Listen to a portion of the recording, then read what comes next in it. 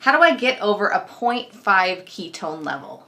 So I've been doing ketosis for a while and I'm struggling. I'm right around a 0.4 every day. So how do I get up to, like, say, a 1? So the general, okay. I want you to answer this one. All right, well, the general answer is going to be reduce your carbohydrate intake lower. So my first question would be, are you tracking your macros day to day? Again, it is so easy to inadvertently eat more carbohydrates than you think you are.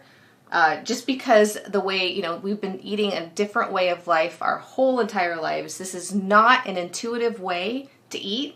I mean, we grew up in the fat-free era. I think I was 13 or 14 years old when I learned that fat, dietary fat, is what was making me fat. Because I was always the chunky kid. That's why you could eat as many Twizzlers as you wanted, because they were a zero-fat candy. Later, after good 20 years of eating that way and thinking I was being healthy, I started to notice if you pick up a light or a fat-free product in the store and you compare it to the full fat product in the store, I noticed how much more sugar was in that fat-free product. Because if you think about it, they took away the fat, which took away the flavor, and so they stuffed sugar in there to make up for it, essentially. And sometimes salt. You can look and see the differences for yourself next time you have extra time to burn in the grocery store. But my point is, it's just so counterintuitive. I mean, even 3 years in, sometimes when we're like, well, why have we put on a few pounds? What's going on?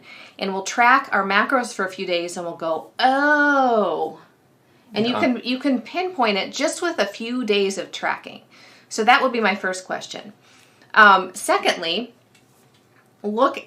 measure your things that you're putting into your coffee. So heavy cream, if you're using like a coconut cream, measure the quantity you're putting into your coffee. Because oftentimes you might get into the habit, and I see you do it. Yeah.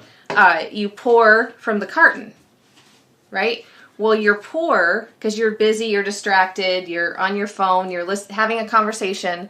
You pour more than you want and more than you think you're having. And things like heavy cream may say 0 carbs on the label, but they have carbs in them. If a serving size on the label is 1 tablespoon, and every label is going to be a little different, it's probably going to say 0 carbs. I think maybe if it's 2 tablespoons, it'll say a half of a carb. Well, that's going to add up. So if you're having 2, 3, 4, 5 cups of coffee with that much cream, that could be keeping your number low. Absolutely. Do you have other things to add? I would look at exercise. Yeah, so I would say test it another time of day. Yes, because your ketone level is going to fluctuate throughout the day.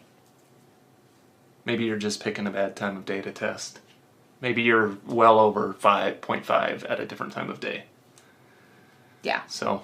Yeah, and check out. If you always test after you take a shower, wait an hour longer, or test in the evening sometime. And don't test right after a workout.